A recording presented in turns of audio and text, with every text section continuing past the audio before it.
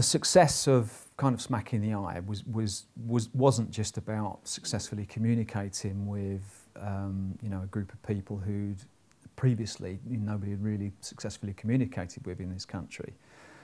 It changed the perception of the organisation, and deliberately so, that we were trying to change from a small street-based service to a service that was trying to engage with people and bring people into our new needle exchange and all things like that.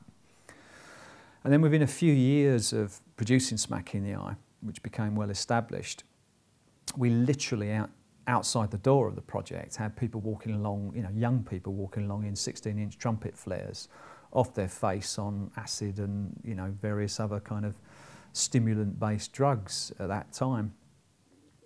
So there was a deliberate attempt to sort of say, well, can we attract these people into the project? Because for those of them we'd come across, and they were largely the ones we'd come across, people who got nicked and came for us for help. I mean, we're quite shocked that ecstasy was an illegal drug almost. We thought, well, can we use the kind of methods that we've employed in Smack in the Eye to attract this completely new group of people who wouldn't be seen dead in a drugs agency, because drugs agency was for junkies, and they weren't junkies. They were just, they were ravers. They were just young people who were having fun by their drug use.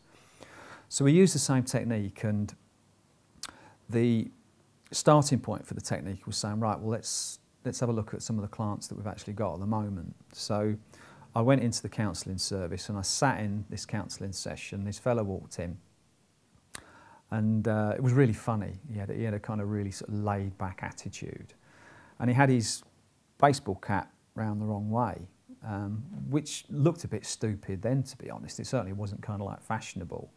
He had a bit of a big nose, and his head was vaguely shaped like a peanut. So I just kind of like thought, well, I'm picking up what this kind of like guy is saying, but all the time I'm kind of like thinking, well, I wonder if this will kind of like work. Drew a drawing. We only decided to put it out locally through hairdressers and through kind of various sort of trendy clothes shops and market stalls where we thought that target audience would be, and we realised we were on a winner. It became so popular that within a few years Peanut Pete was responsible for a quarter of the income of Lifeline, just kind of bringing things in, and considering we were selling them for pence kind of each. And we worked it out the other day that we sold about 9 million Peanut Pete leaflets in the years that we were kind of like producing them, and kind of like thought, well, this was a almost accidental national campaign where we've reached a huge number of people from the target audience. We've almost become part of the culture, and we did that without any public money whatsoever. Now, whether it made any difference or not, I don't know.